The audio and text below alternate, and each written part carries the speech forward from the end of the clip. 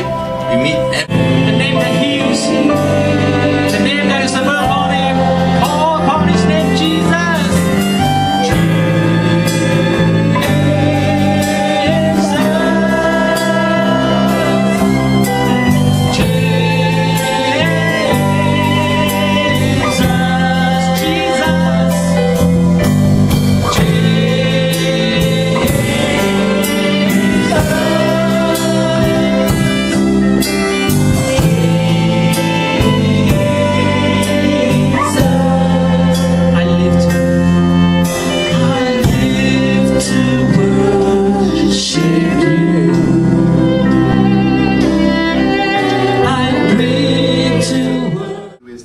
People of the world understand how to seize an opportunity. And what I want to talk to you about is how to seize an opportunity. It's how to seize a moment. I don't know whether you have your Bible with you, but if you do, please turn to the book of Luke. And I'd like to tell you three very, very quick, well, two cameos in a very quick story. I want to talk to you about a man without sight, a man who couldn't see, and a man who was truly blind. A man without sight, a man who couldn't see, and a man who was truly blind. In Luke chapter 18, we're going to begin our talk. But let me tell you something. Helen Keller, the great writer, said, he was asked the question, is there anything worse than being born blind? And Helen Keller said, oh yes, there's something much worse than being born blind. There's having sight, but yet no vision. That's a far worse thing that could happen to you. So I want to introduce you to these three people. A man without sight, a man who couldn't see, and a man who was truly blind. Luke chapter 18, please, and verse 35. God is upon you when the worship is playing, and you want to rise up and seize the opportunity, and someone says, shh.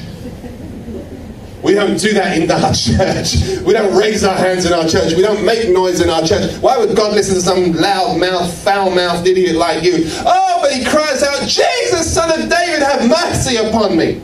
And all the religious people try and put him down. They always do, you know. When you're trying to rise up above the station that you have in life, you may have not come from a great background. You may not have a private school education. You know, you may not be one of these revered Malaysian students that have come all the way to England and studied at Imperial College and come back with your degrees. You may come from a very simple home. You may come from a very simple background, but you know how to seize an opportunity. You know when you sense the King of Kings in the midst, and you rise up no matter what the world tells you, because the world will always shout you down. The world will always tell you to be quiet. The world will always tell you you're not qualified. The world will always tell you you don't count. Be quiet.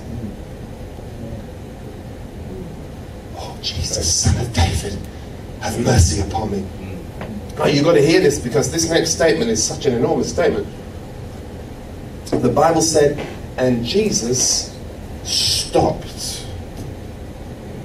Now, do you understand what that means? Let me tell you, in Colossians, the Bible tells us, through him all things exist. Everything exists for him, nothing exists without him. Nothing was created without him. Everything that exists by him. In fact, the whole world, as children we used to sing in Sunday school, he's got the whole world in his hand. He's got the whole world in his hand, which means that the entire universe spins on its axis. The entire universe moves around and around and around because Jesus has it in his hand. But this moment said... Luke tells the story in Luke chapter 19, but the story is better told in Matthew 25.